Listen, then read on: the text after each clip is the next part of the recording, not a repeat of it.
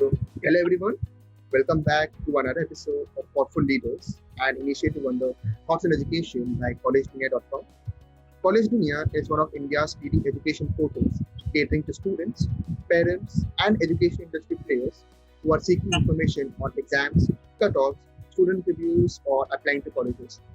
This initiative is to enrich the user experience here at collegedunia.com and try to bridge the long due gap between the vision of top management and the students and parents. Today, we have with us Professor Nilesh Thomas, Dean of the True School of Music, Vijaybhoomi University. Welcome to the show, sir. Thank you. It's good to be here. Same here, sir. So, I'd like to begin this session by enlightening our audience with a brief introduction of yourself. Can I begin? Yeah, sure. So, Nilesh Thomas has served in various higher education leadership roles in India and abroad during the past 18 years. He leads the program and curriculum strategy, learning technology, quality assurance, institutional partnerships, regulatory compliance, and new opportunities at the True School of Music. Professor Nilesh has spent 15 years in Malaysia, leading the design, delivery, and quality assurance of undergraduate and TVET courses in music performance, music production, music business, and sound engineering at the International College of Music, ICOM, in collaboration with the University of Westminster, University of Wolverhampton, University of Hertfordshire, and Berklee College of Music, Boston. Professor Nilesh has extensive experience in designing occupational standards and outcome-based learning models aligned to the Malaysian qualification framework, the British QAA framework, and the National Skills Qualification Framework of India. In 2018, Professor Nilesh led the design and development of India's first National Occupational Standards (NOS) and qualification packs in music for job roles of music programmer, music producer, and music composers director aligned to the NQSF. Nilesh Thomas is a Media and Entertainment Skills Council certified master trainer for sound engineering, an Apple Distinguished Educator recognized for the use of technology and innovation in music education, and an avid certified instructor, ACI, for Pro Tools. He serves as the committee member representing South and Southeast Asia in the Popular Music Education Special Interest Group of the International Society of Music Educators, ISME. That's a quite of achievement, sir. Congratulations. Thank you, Aditya. Yeah. So I think that's what happens when you are in education for a long time. It just keeps happening. Okay. Yeah. So beginning with the session, my first question for you is: you have held key positions in education institute throughout your professional career. So can you just explain to our audience what kept you connected with this sector, and could you just throw some light about your experience with the institute so far? Okay. Yeah. Well, teaching was never planned as a career when I started out, right? So I ended up in an academic institution purely by chance. I started out as a recording engineer, and I was working in Chennai, working for film ads, doing a little bit of live shows and stuff like that. And then I had this opportunity to work for a college in Malaysia, and that's how my proper teaching started. And when I was in Chennai, I used to do some visiting lectures. I've done a couple of courses in universities in Bangalore, in Chennai, and these were all standalone part-time teaching, right, about media. And that was a time when India was switching to digital media primarily. So that was the only experience that I had. And when I started teaching in Malaysia, I kind of slowly started realizing the depth of educating. Right. Until then, you have only felt it from the other side of being a student, and you have been in different institutions. But when we started teaching, and that to music and related subjects in Malaysia, I really started beginning to get a liking to it. And that was a time Malaysia moved through a lot of transformation, like what NEP is doing to India now, or NEP is envisioning for India to adopt as a completely overhauled education system. So in the mid-2000s, Malaysia went through a complete switch to outcome-based learning and horizontal mobility, credit banks and stuff like that. So we did a lot of training as part of this transformation, and I really liked how education was looked upon from a very practical and outcome-based approach. And I think beyond that, what kept me in the industry is the ability to be connected to students who actually bring completely new, right? So because you're constantly ideas, you around the world, and every 3 years or so, you have a complete fresh set of minds coming to your institution, and that defines the future of the industry. So I felt that being in this field kept me connected to what's really happening in the industry and what might happen in the industry in the future. And I think what I enjoy the most is that connect with the young minds who actually take what you kind of present to them and create something completely new and fresh out of it. So that keeps you fresh, and it's a great feeling to be in that mode every day. So I think that's what I enjoy the most, being in the sector. And I've been with True School for about 3.5 years now. 2017 is when I came back to India, and we started this new journey with Vijaybhoomi University in late 2020, and it's been great. There are a lot of synergies. We absolutely love the multidisciplinary approach. We love the fact that students are given the ability to combine professional and personal development with the core domain knowledge and the whole Industry 4.0 approach, right? Where you are preparing students to be agile, being able to adapt to new situations, and specialized knowledge and skill is only one part of that equation.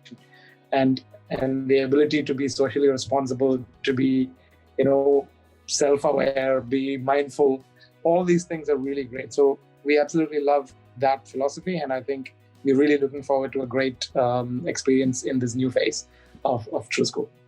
Yes, sir. So coming up with the next question, being the dean at the True School of Music, could you please elaborate your roles and responsibilities towards the students?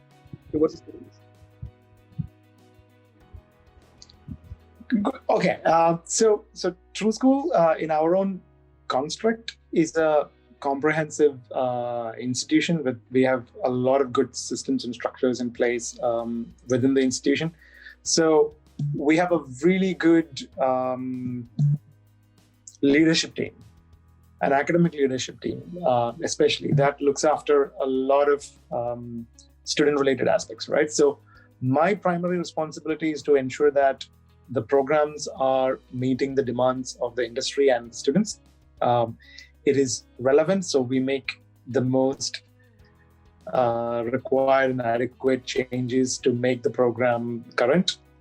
Mm-hmm. I also have an interest in quality assurance, so we make sure that, the pillars of a good academic institution is the curriculum and how it is taught, right? And that defines the student experience. So it's not just enough to have a very detailed curriculum, but we also need to have a mode of delivering it, and we also need to have a mechanism to measure whether students are benefiting from it. So I look into that overarching side of the school in terms of how is the curriculum functioning? Is it what the world is requiring, right? Are we teaching knowledge from the past, or are we looking at teaching forward-looking skill building and knowledge exploration? Is the teaching meeting the students' expectations? Is the student experience great?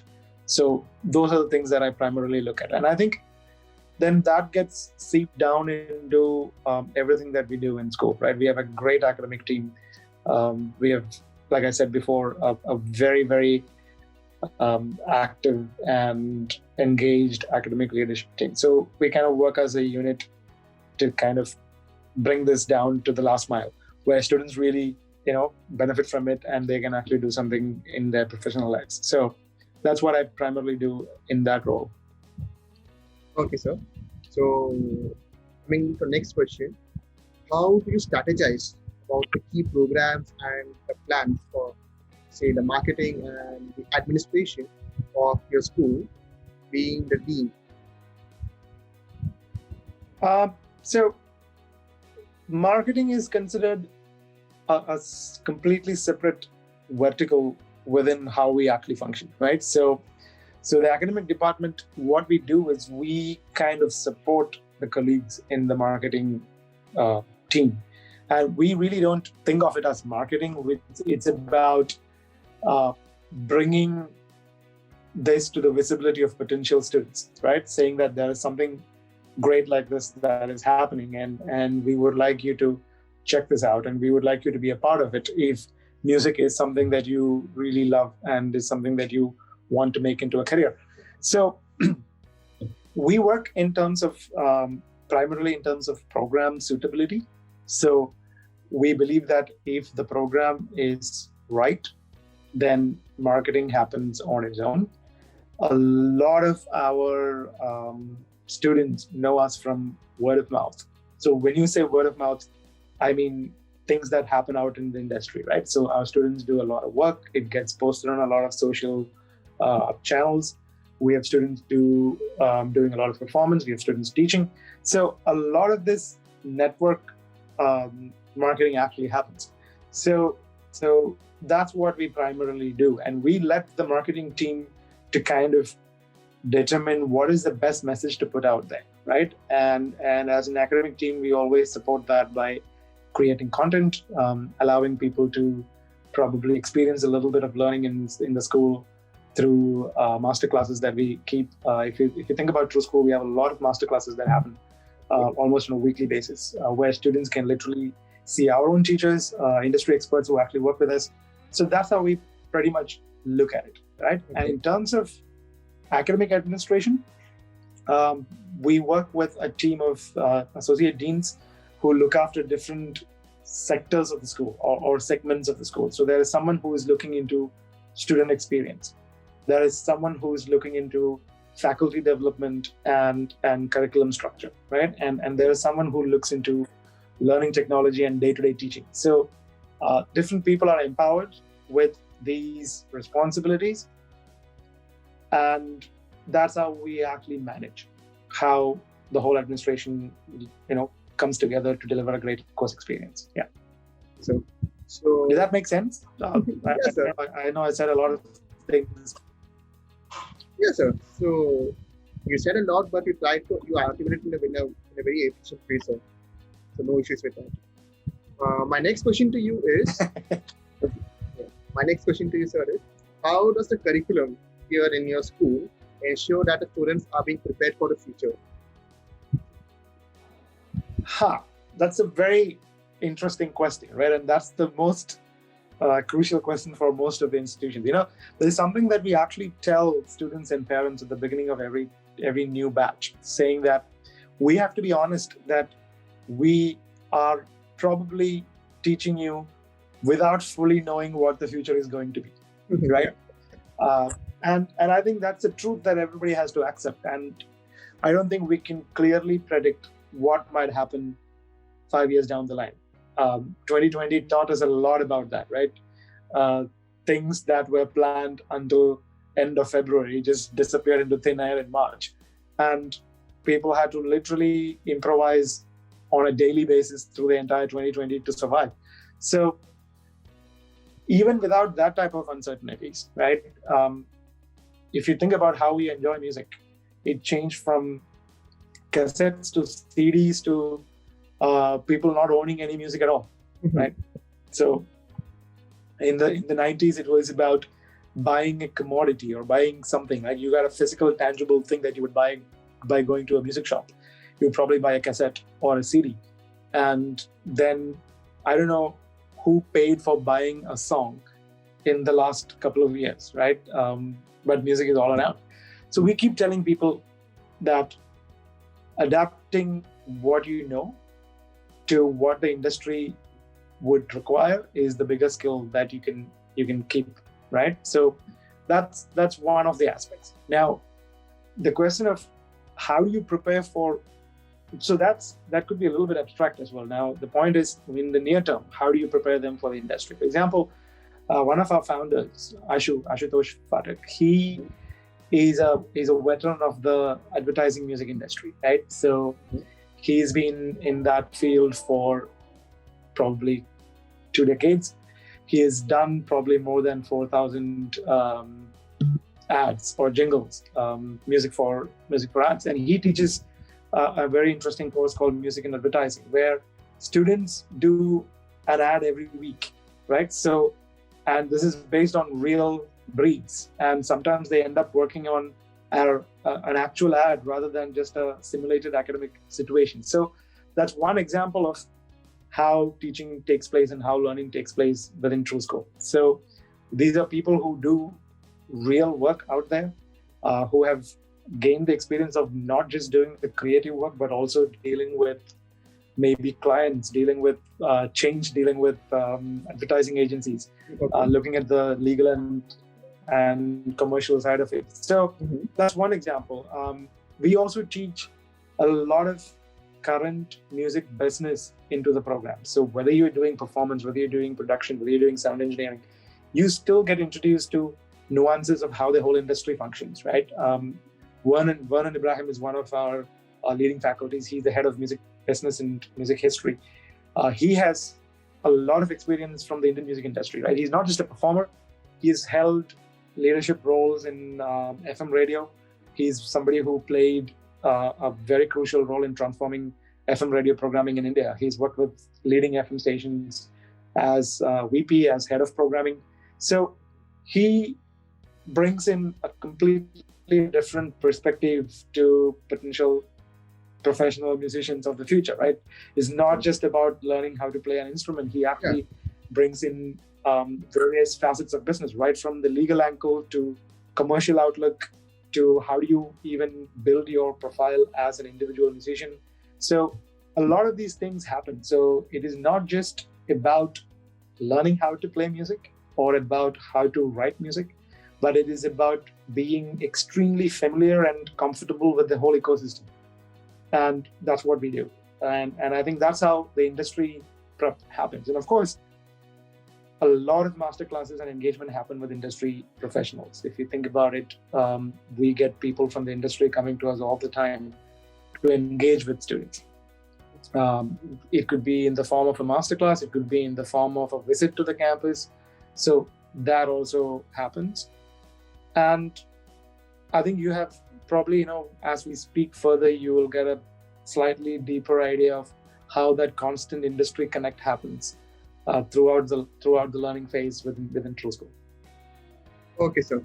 So my next question to you is, how do you try to bring in a practical approach towards the students and make the student future ready? I know this question was asked previously, and this is in continuation with the previous question, but please explain it. So a lot of our teaching and learning happens through doing. Music is a practical subject, right? There's very little you can teach via a lecture. It is about experiencing it, and it's about doing it. So our students engage in almost weekly work of actual doing. So it could be as simple as writing like 4 measures of music. So let's say 15 seconds worth of music or 10 seconds worth of writing music. But that doing part is there. And of course, with music performance, it's a practical thing of playing, right? You're literally engaging with your instrument of voice as you learn through the program. So just to connect back to what I said for the previous question, let's say about 80% of the learning happens by doing, and teachers become facilitators who kind of help you to do this better.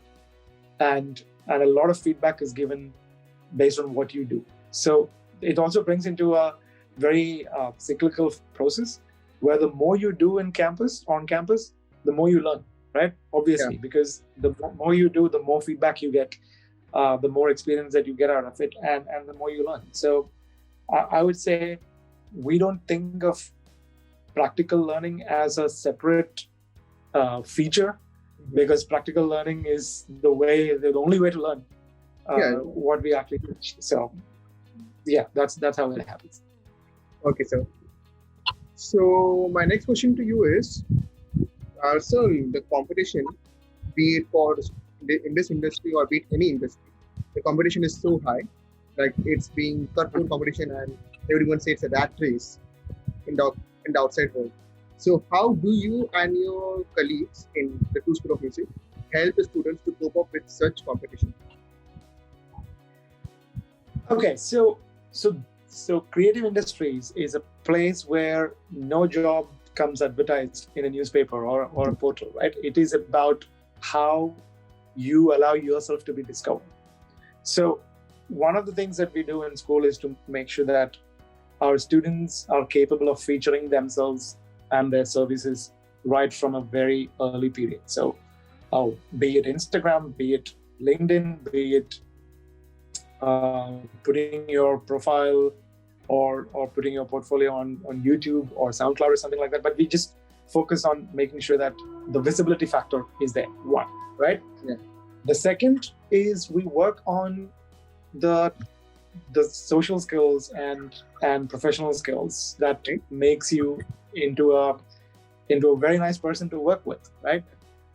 You know that nobody wants to work with a total difficult, arrogant person, no matter how Good you are. creative the person is, or how, and that happens. Talented, creative, Okay. but difficult to work with. It's not a great experience for people who are working together, and especially when this is a field where there are a lot of interdependencies, right? For example, if you're a music director for a film, your work can actually hold up the work for a lot of other people. It's not like you just create a piece of music and then you just supply it to the film at the very last moment, right? Mm-hmm. So a lot of other processes are also interdependent. So we focus on that as well. So, and we believe that as long as you have the creative ability and you have the drive to be discovered, mm-hmm. and if you can combine that with your ability to be an extremely great person to work with, right? Mm-hmm. So, for example, one of the classes, again, I'll fall back to what Ashu teaches in class in the advertising module, where we even kind of condition students to take criticism, and extremely bad criticism sometimes, right? And it ranges from criticism to rejection, right? So it's a broad spectrum of negative emotions that you need to deal with, and it makes a big difference when somebody is able to figure out how to create something better out of such situations, rather than being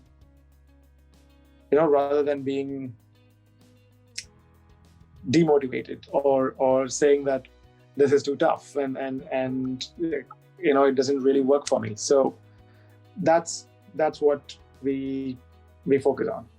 Keeping the morale of the students high and making them and making them saying that you need to steady your boat at all times.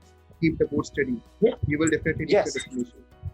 Absolutely, yes. Because persistence and the resolve to keep going is something that you absolutely need if you want to be in this industry, and that's the biggest ticket that you have. And of course, you're only good as the last work that you did, right? So you just have to constantly stay on top of the game.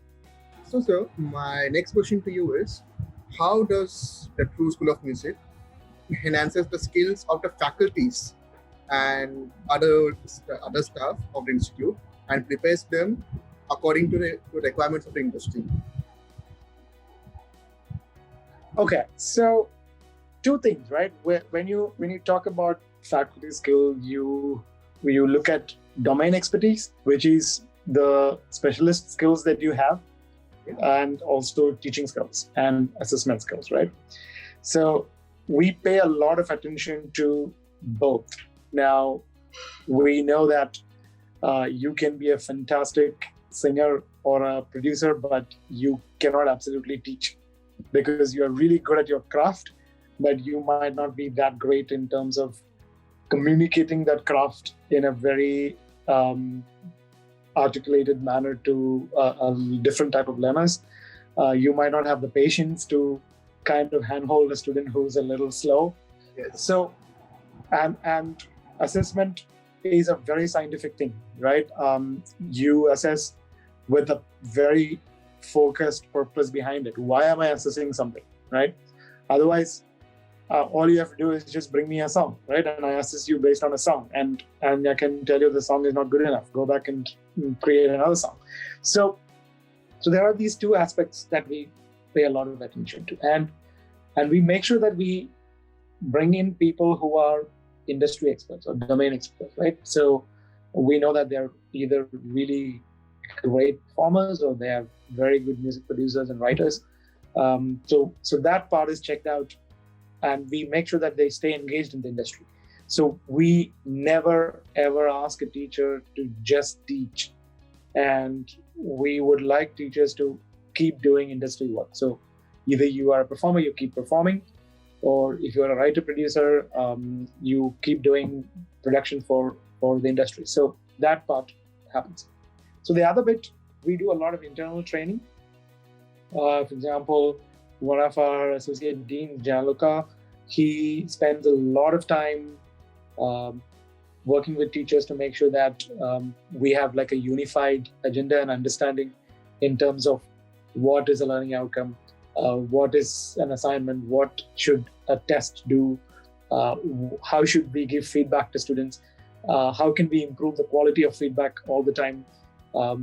So we pay very, very focused attention on these micro factors. So the faculty training happens in a phased manner, in a continuous manner. So it is not just a one-off thing. It's not something that we do to just check off HR boxes which said training was done, but it is more of how do we improve the student experience. And we also do a lot of peer interaction. So one of the ways in which a lot of faculty development happens is by teachers going into other people's classes. So teachers get a chance to observe another teacher in an actual teaching scenario, right? So it can be a practical scenario, it can be a lecture theory scenario, it can be a lab scenario. So that happens. So teachers always get this opportunity to see what others are doing and share best practices. So those best practices are aligned to an organizational goal, which says that this is the minimum standards that we expect in terms of delivery. This is the minimum standards that we expect in terms of blended learning, for example. We use an LMS, a learning management system. So a lot of assessments are done electronically. A lot of chat happens on that platform. So all these things are looked into in a very comprehensive manner. And someone from the academic leadership team looks at it consistently. So every term we do these exercises to make sure that, either we revisit a area to just kind of refresh, or we look into something completely new in terms of an academic skill. So that part of the training is done internally. So I think that is how we ensure that the relevance is maintained. So you have industry experience and expertise and your academic expertise, which is going hand in hand. Okay, sir. So my next question to you is, what do you personally see as the greatest strengths for the institute? I would say our diversity, because our teachers and students come from different parts of the world. So that brings in a lot of different points of view to the whole learning experience, right? So that is number one. And I think the second one would be our ability to be agile. We are a very lean organization in terms of processes. We have processes in place, but those processes are not red tape processes that are designed to slow things down. So that way we are very agile. So we make very dynamic changes to the curriculum and the way things are taught, depending on what changes in the industry. Okay. So for example, when the lockdown happened, one of the primary concerns that we had was about ensemble play, right? Playing together as a band. And how do you do that when you are in different parts of the world? Somebody's on data connection, somebody's got broadband. So how do you do it? So teachers were very quick in terms of improvising and coming up with new solutions. Kind of experience, what do you and how.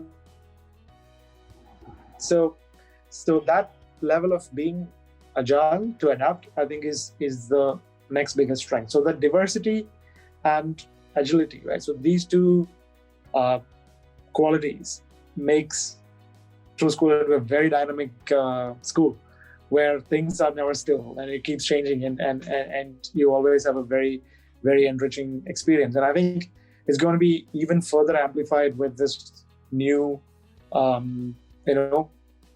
relationship with Vijaybhoomi University, where the multidisciplinary approach is just going to just expand tremendously, right? So the diversity is just going to get exponential. It's not just now diversity within the music domain. Now you're going to work with people from a multitude of disciplines. So really looking forward to it. So yeah, you're keeping up to saying change is totally constant. Yes, that's the only constant. And we just have to get into terms with that. Okay, sir. So I'll just end the session by asking the last question to you. Any suggestions you would like to give to current youth and aspiring musicians? Oh, absolutely. And I think it's also very much in line with what the entire liberal professional learning philosophy is crafted at the university and True School. So I would encourage everybody to focus on self-discovery, right? So it is not to do a job. It is not to build a career. So one of the things that we focus a lot at the university and the school is to put the student in the center of it and ask that question that constantly prods them to think, what am I good at, right? And what would I like to do, or what would I love to do? Yeah. And those are two big questions that actually defines the quality of life for the rest of your life on earth, right? So it's going to define, are you able to keep doing what you love to do? Mm-hmm. And are you good at that? Yeah. So those two are very key questions. Now, we want them to look from there to figure out, how can I transform that to something that is meaningful mm-hmm. for myself and for the world? Mm-hmm. So can I keep doing what I love to do in the most effective way so that it actually becomes a career, so that it pays for me, it pays for a good life, right? And at the same time, is it going to be meaningful for the rest of the world? Because if my services are not useful to the world, there's no point in me taking it as a career, right? So if that is what the world wants to proceed. Yeah, sure. Yeah. So once you find that balance, mm-hmm. I think you will probably have the most rewarding career. So yeah. Yes. So I think self-discovery is something that I would, totally encourage. Everyone, irrespective of the current point in your life, I think it's still not late to just look into that to see what that I want to pursue. It's the most difficult yet most rewarding thing in the world. Introspection. Most difficult and the most rewarding thing, I think it was the decision to stay in academics and not continue my path as a sound engineer, because I absolutely love doing sound, especially for concerts, right? And I've done a lot of that when I was abroad. But the reason it is not a regret is the fact that being in the academic field that I'm right now, it gives enough opportunities to be part of that, right? Mm-hmm. So you're not totally leaving that behind. So, like I said, if I were just teaching faculty, you would probably have a lot more opportunities to practice that side of your profession, right? But the more you look into administrative roles, then you will actually find. I mean, I know that it's sometimes it can turn out to be an excuse, right? If you really want to do things, you can always go out and do things. But so I think that was the most difficult choice, right? So there are times in which you actually think, like, keeping money aside, right? You could probably, like I said, I can continue doing what I absolutely love as an engineer or a musician and still make a very rewarding life. And at the same time, you could choose to be in academics where you have a lot of other personal, enhancement experiences. So I think that was a difficult choice some time back. But now when I look back, not at all, right? So that's why I said it's probably one of the most rewarding things that I've actually done to make that call to say that I would like to follow this path. And I think I was quite fortunate to be in the right places with the right people who were really good mentors and encouragement. So I think that plays a big role as well. So thank you so much, sir. This was certainly an insightful session. Yeah. So this was really great. Yes, sir. And yeah, if I may just please. close. Thank you for giving this opportunity. Thank you for reaching out. It was really great to have a chat with you. And I hope this what we discussed is probably sparking some thought for the people who are actually listening. And I look forward to come back at some other point to kind of look back to what we said today and where we are at that point of time. So yes, sir. Thank you very much. It was great. So everyone, this was Professor Nilesh Thomas, the Dean at the True School of Music, Vijaybhoomi University, on today's episode of Thoughtful Leaders, an initiative under the Thoughts on Education by Collegedunia.com. Thank you very much, sir, once again for giving us your time, speaking to us amidst a busy schedule. We know you're a very busy man. So thank you once again. Not at all. Yeah. We look forward to interact with you again, sir. Have a nice day. Great. Thank you. You too. Take care and have a nice day. Cheers. Bye.